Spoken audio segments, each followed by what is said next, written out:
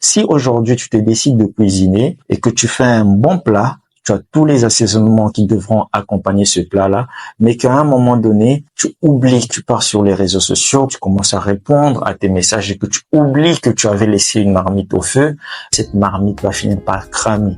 Quelles que soient tes intentions, bonnes soient-elles ou mauvaises, si tu ne t'impliques pas à fond dans ce que tu fais, tu ne pourras jamais avoir de bons résultats. J'aime bien la manière via laquelle la Bible l'illustre en disant « Maudit soit toute personne qui fait l'œuvre de l'Éternel avec négligence. Maudit soit quiconque fait l'œuvre de l'Éternel avec négligence. » La Bible ne dit pas « Maudit soit celui qui ne fait pas l'œuvre de l'Éternel ». Mais la Bible dit « Maudit soit celui qui fait ». Mais en faisant, il fait avec négligence. Donc, il ne fait pas les choses à fond. C'est comme ça qu'on est. On va à l'église, on écoute la parole, mais on ne met pas en pratique la parole qu'on écoute. Ou bien on fait ce qui nous arrange, alors que pour avoir un résultat, on doit faire à fond. On vous a dit que si vous avez la foi, il faut que tout le monde vous traite de fou. Il faut que partout où vous allez, qu'on vous considère comme une personne qui est hors du commun. Parce que dans sa normalité, l'homme réfléchit d'une certaine manière. L'homme ne croit pas au miracle. L'homme ne croit pas à des choses surnaturelles dans sa normalité. Et lorsque vous avez de la foi en vous, c'est croire que Dieu a déjà fait alors que la chose n'est pas encore là. Et lorsque vous vous arrêtez au niveau des critiques, ça veut dire que vous n'êtes pas à fond. L'implication n'est pas là. C'est comme si tu partais à la douche et que tu veux te laver, que tu testes d'abord l'eau parce que tu ressens de la fraîcheur. On croit que la vie aussi, c'est comme ça. Non, la vie ne se passe pas comme ça. Dans la vie, je préfère les personnes qui s'impliquent, même s'ils sont en erreur. Mais ces personnes-là s'impliquent à fond dans ce qu'elles sont en train de faire. C'est comme ça qu'on obtient des résultats. Tu as eu une bonne idée de faire l'agriculture, tu as pris le terrain, tu l'as cultivé, mais après tu n'arroses pas. Tu n'entretiens pas les plantes. Ça veut dire que tu ne t'impliques pas dans ton projet. Et même si tu devrais récolter une certaine quantité, à la fin, tu vas récolter peu. C'est pourquoi, quelquefois, dans votre vie, vous avez quelque chose de bon, mais après, ça disparaît. Vous n'arrivez pas à atteindre le succès. Et vous ne vous posez pas les questions. Il y a personne, en tout cas, qui a réussi dans la vie sans implication. Si vous prenez la biographie de Elon Musk, Bill Gates, Mark Zuckerberg, Aliko Dangote, en tout cas, toutes les personnes qui ont réussi dans la vie, vous allez voir leur cheminement. Vous allez comprendre qu'à un certain moment, ce sont des personnes qui se sont impliquées à fond dans les choses même que le monde extérieur ne croyait pas. Vous avez peut-être un rêve. Peut-être que votre rêve n'est pas aussi élevé que le rêve de ces personnes-là. Mais vous cherchez peut-être du travail. Vous cherchez une femme. Vous voulez de l'argent. Vous voulez être riche. Vous voulez une certaine condition. Mais est-ce que vous vous êtes demandé ce qu'il vous manque par rapport à ce que vous voulez? La Bible déclare que la foi vient de ce que l'on entend. Si à tout moment, on te répète quelque chose, on te répète quelque chose, on te répète quelque chose, à un moment donné, tu vas finir par croire en cette chose-là et tu vas devenir la chose. Et quand tu deviens la chose, cette chose-là se matérialise en toi. Le bébé, il tombe, on lui dit bravo.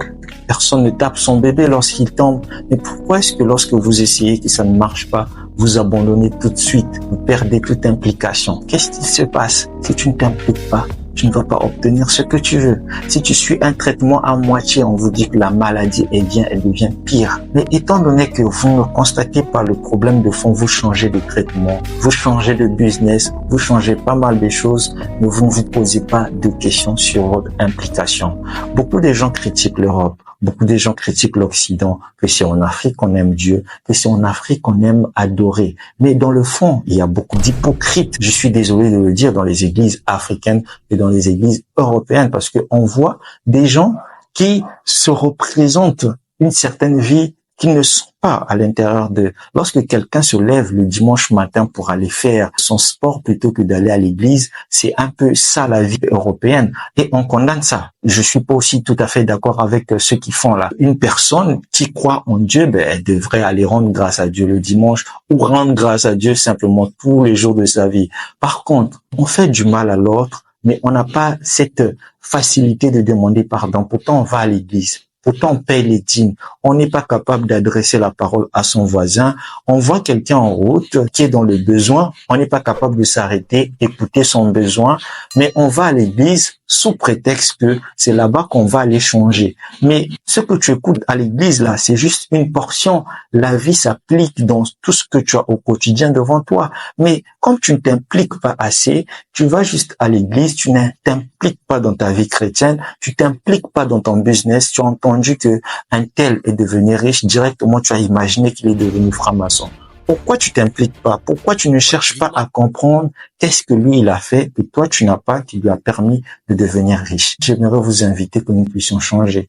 Il y a parfois des malédictions que vous avez dans votre vie, c'est vous-même qui les avez créées. Il ne suffit pas de dire que c'est mon oncle, c'est ma tante, c'est l'église, c'est l'Afrique. Il faut que je change de pays, il faut que je change d'endroit. Il y a des malédictions, c'est vous-même. Vous êtes rentré dans des choses avec négligence, alors que la Bible vous dit maudit soit celui qui fait l'œuvre de l'Éternel avec négligence. Il serait encore beaucoup mieux de ne pas le faire. Mais lorsque vous faites les choses, allez-y à fond. Lorsque vous voulez choisir une épouse, allez-y à fond. Ne faites pas des choses à moitié. Analysez tout. Prenez cela au sérieux. Si vous ne prenez pas au sérieux, c'est votre vie que vous mettez en danger. La marche avec Dieu, il faut de l'implication. C'est pas parce que tu as prié aujourd'hui que tu n'as pas reçu de réponse que tu vas dire que Dieu ne répond pas. Mais essaie d'analyser ta vie. Essaie de comprendre qu'est-ce que tu as fait. Est-ce que toi, si quelqu'un te demande quelque chose aujourd'hui et que tu dis non, la personne ne vient plus jamais demander, quelle impression ça va te faire? Ça va te faire croire que la personne n'avait pas réellement besoin de cette chose-là. Il vous faut juste de la persévérance. Il faut que vous sachiez persévérer et il faut que vous puissiez vous impliquer dans tout ce que vous faites. Mon message pour vous aujourd'hui était très simple. Arrêtez de chercher ailleurs. Revenez sur vous-même. Demandez-vous jusqu'à aujourd'hui quelle a été votre implication dans ce que vous êtes en train de faire. Et si vous trouvez que vous êtes suffisamment impliqué et que vous n'avez pas de résultat, alors analysez si ce que vous êtes en train de faire est ce que vous étiez censé faire. Ça sera l'œuvre de notre prochaine vidéo. Merci d'avoir suivi celle-ci. Si tu as aimé, n'oublie pas de laisser un pouce bleu et de t'abonner pour des prochaines vidéos qui vont t'édifier dans ta marche. À très bientôt. Ciao, ciao.